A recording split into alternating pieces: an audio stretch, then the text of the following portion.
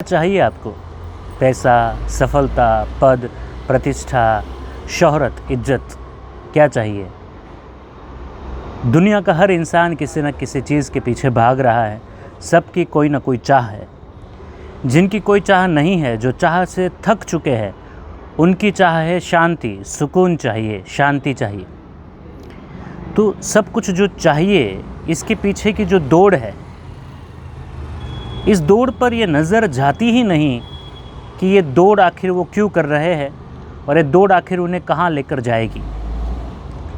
मैं आपको ये बताने आया हूँ कि आपको जो कुछ भी चाहिए, आप ज़रा सोच लीजिए क्या चाहिए आपको। दोहराइए मन में, क्या चाहिए? पैसा चाहिए, सफलता चाहिए, कीर्ति चाहिए, प्रसिद्धि चाहिए, पैसा, सफलता, बंगलो, गाड़ी, क्या चाहिए? या फिर शायद आप प्रेम में हैं तो आपको आपके प्रेमी या प्रेयसी की ज़रूरत है, या फिर आप अपने बच्चों का भविष्य सुधारना चाहते हैं। कुछ तो चाह रहे हैं। जो कुछ भी आप चाह रहे हैं, ये चाह आपको और गुलाम बना देगी।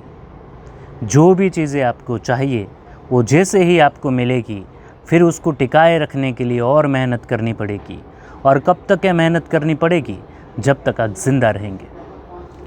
तो जब मैं किसी चीज़ को चाह रहा हूँ, तो ये बड़ा ज़रूरी हो जाता है कि मैं इसे इस तरीके से देखूँ कि क्या ये चीज़ पाने के बाद मेरे जीवन में शांति बढ़ेगी, मेरे जीवन में खुशी बढ़ेगी। और एक तरीका देखने का और भी है, क्या इस चीज़ को पाने के बाद मेरी मज़दूरी कम होगी? क्या इसको पाने के बाद मेरा परिश्रम कम होगा? क्या इस चीज़ को पाने के बाद मेरे जीवन की सरलता और बढ़ जाएगी? अगर नहीं, तो वो चीज़ के पीछे मुझे नहीं भागना चाहिए। आज आप वैगनार गाड़ी के पीछे भागेंगे, कल स्विफ्ट डिज़ायर के पीछे भागेंगे, फिर आप स्कोडा के पीछे भागेंगे, फिर आप मर्सिडीज़ तक जाएंगे और रोल्स रॉयस तक जाएंगे, फिर आपको प्लेन खरीदना होगा। ये बात कभी ख़त्म नहीं होने वाली। और दूसरी एक महत्वपूर्ण बात यह है कि अगर आपको लगता है कि मेरी बात गलत है, अगर आपको लगता है कि शायद मेरी कोई चूक हो रही है, आप तो सही ही सोच रहे हैं, आपको तो सुख चाहिए, वहाँ सुख है ही, तो मैं आपको बता दूं कि विश्व के सारे सुख बर्फ़ की तरह हैं।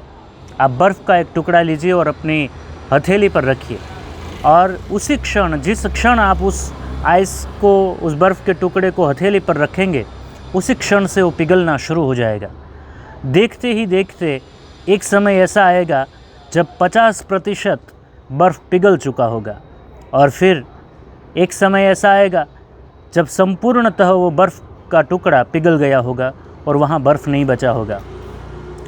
तो आप जिस भी सुख को पाने की कोशिश में हैं, मैं आपको सचेत कर दूँ, सावधान कर दूँ कि आपका सुख जैसे ही, जिस क्षण भी आपके पास पहुँचा, उसके दूसरे ही क्षण से वो सुख जाना शुरू हो जाता है। वो सुख धीरे धीरे ख़त्म होना शुरू हो जाता है। एक दिन ऐसा आता है जब 50% सुख और 50% दुख उस चीज़ से मिलेगा, और एक समय ऐसा आएगा कि आज परिश्रम के साथ अपना सब कुछ दांव पर लगाकर जिस चीज़ के पीछे आप भाग रहे हैं, वो पूर्णतः वो दुख में परिवर्तित हो चुकी होगी।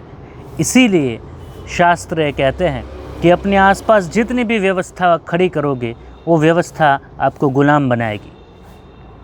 शायद इसी के लिए कहा गया होगा कि जीवन सादगी से जीना बहुत बेहतर होता है, क्योंकि अगर आप सादगी से जीते हैं तो बड़ी व्यवस्थाएं क्रिएट नहीं करते। गरीब आदमी 2 रूम का मकान है, साफ़ कर देता है, ज़्यादा टेंशन नहीं है। 80 कमरों वाला एक बड़ी हवेली बना लो और फिर उसको संभालने में, उसका ध्यान रखने में, उसकी सफाई में, उसकी गार्डनिंग में, हर जगह आपको मेहनत करनी पड़ेगी। तो ज़्यादातर केस में इंसान इसी उलझन में उलझा रहता है कि वो चयन नहीं कर पाता कि जिस भी चाह के पीछे और जिस भी चीज़ के पीछे वो भाग रहा है, वो चीज़ क्या उनके जीवन को सरल बनाएगी।